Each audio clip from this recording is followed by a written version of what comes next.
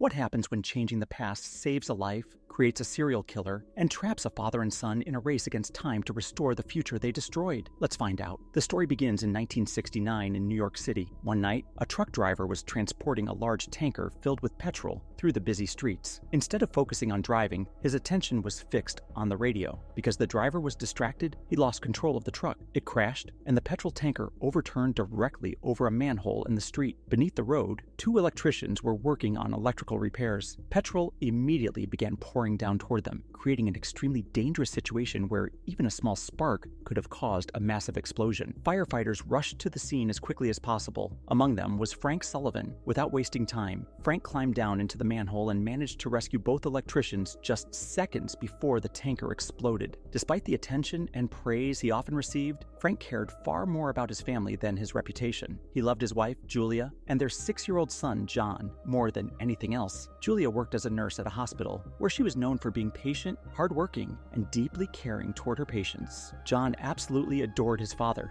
To him, Frank was not just a firefighter, but a real-life hero. Frank owned a ham radio, and he and John often spent time together using it to talk with people from faraway places. Julia enjoyed watching them during these moments as Frank's love for his son was always obvious. On the night of October 12, 1969, Frank stepped outside his house to smoke a cigarette and noticed something strange in the sky. Bright, colorful lights stretched across the darkness, forming a rare and beautiful sight known as the Aurora Borealis, or Northern Lights. This phenomenon is normally seen only near the Earth's poles. Frank did not think much of it at the time. After finishing his cigarette, he went back inside and sat down at the table with his ham radio, hoping to catch a signal, just as he often did. 30 years later, on October 12, 1999, John Sullivan was now 36 years old and working as a police detective. He was good at solving cases, but his personal life felt stuck. His girlfriend had recently left him because he had never fully recovered from the trauma of losing his father. Frank Sullivan had died on October 12, 1969, while responding to a massive fire at the Buxton warehouse in Brooklyn. John was just 6 years old at the time, and losing his father had left a lasting emotional scar. Even decades later, the pain still felt fresh. John's home remained filled with reminders of his childhood. Old photographs, trophies, and the same wooden table where his father once used the ham radio were still there. That night, the aurora appeared in the sky again, just like it had 30 years earlier. After visiting his mother Julia, John returned home and found his childhood friend Gordo visiting with his young son. While playing around, Gordo's son discovered Frank's old ham radio. Seeing it stirred strong emotions in John. After Gordo and his son left, the radio remained switched on while John watched television. Suddenly, a voice came through the radio, calling out to anyone who might be listening. Surprised, John picked up the microphone and replied, saying he was calling from Queens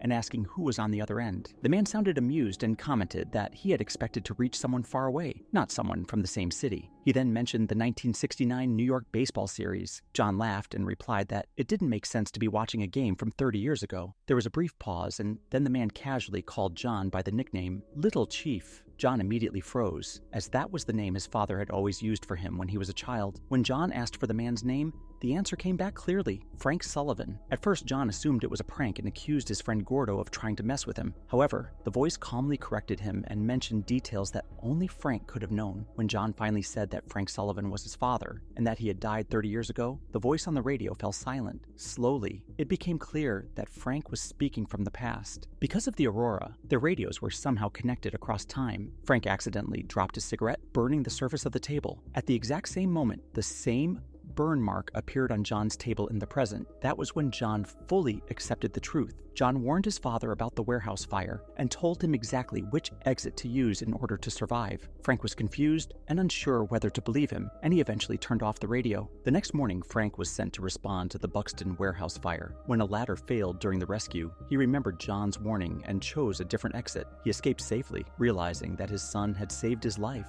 Back in the present, John was drinking with Gordo and his police chief, Satch, when unfamiliar memories suddenly filled his mind. In this new version of events, Frank had survived the fire and lived another 20 years before dying of cancer. When John returned home, he saw that his world had changed. Old newspaper clippings now described Frank as a hero. A message carved into the table read, "I'm still alive, Chief." father and son reconnected through the radio and spent hours talking. John shared future events and begged his father to quit smoking. However, changing the past came with consequences, and John soon realized that saving one life had quietly reshaped many others. John returned to the police station to continue his work, but something immediately felt off. His boss, Chief Satch, who had always treated him like a friend, was suddenly distant and serious. Without much conversation, Satch handed John a case file they had been working on together. A few days earlier, construction workers had discovered a buried body at a work site. The remains belonged to a nurse named Mary Finley. Satch explained that Mary had been the first victim of the serial killer known as Nightingale, a man who had murdered several nurses 30 years earlier and was never caught. According to the updated file, Nightingale had actually killed 10 women in total. John was confused. As far as he knew, Nightingale had only killed 3 nurses before disappearing. When he read further, his heart dropped. His mother, Julia, was now listed as one of Nightingale's victims.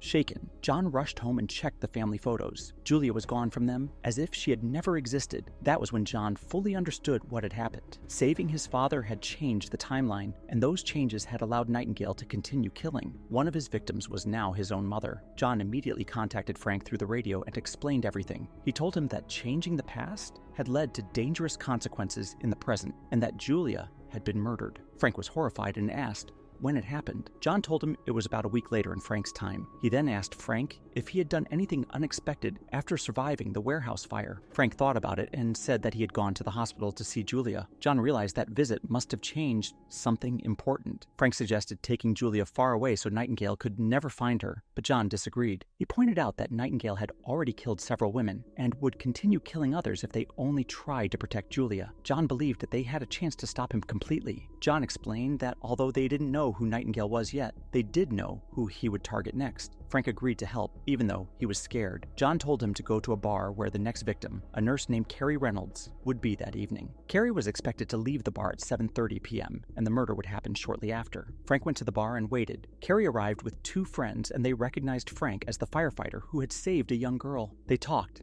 and had drinks together. Frank focused on watching who might follow Carrie when she left. Unbeknownst to Frank, Nightingale was also in the bar. Frank eventually realized that Nightingale was the same patient Julia had treated at the hospital. If Frank had died in the fire, Julia would have left the hospital in grief, and Nightingale would have accidentally died due to a medication error. But because Frank survived, Julia stayed, corrected the mistake, and unknowingly saved Nightingale's life. That night, Carrie survived. In the present, her case file disappeared, confirming that the timeline had changed again. However, Nightingale was still free.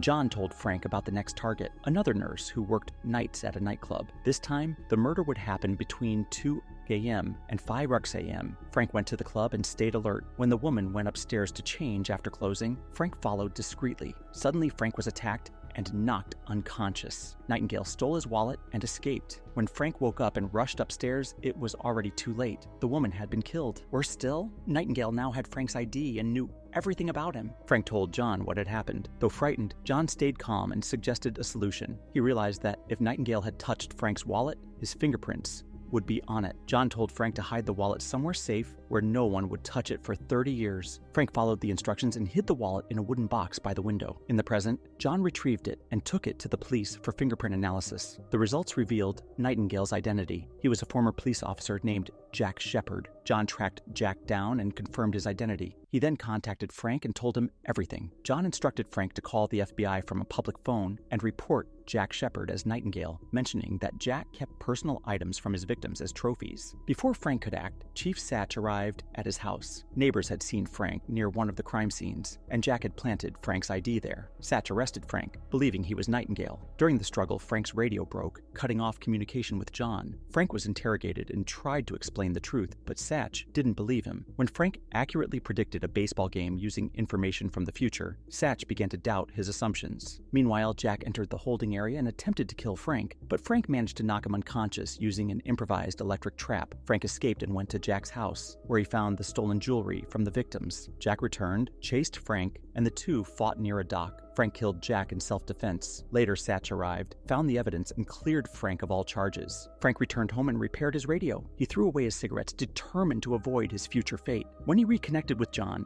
realized something was still wrong. Julia was still missing from the present. Suddenly, John was attacked by present-day Jack, meaning Jack had not actually died in the past. At the same time, Jack attacked Frank in the past and went after Julia. Little John distracted him, giving Julia a chance to fight back. Frank finally shot Jack in the past, permanently changing the present. In John's world, Jack got shot by present-day Frank. Julia also reappeared alive. With the timeline finally corrected, John had his family back. His life slowly returned to normal. He reunited with Samantha, and the two eventually married and had a son. The story ends with John finally at peace, knowing that despite everything, his bond with his father was strong enough to change time itself.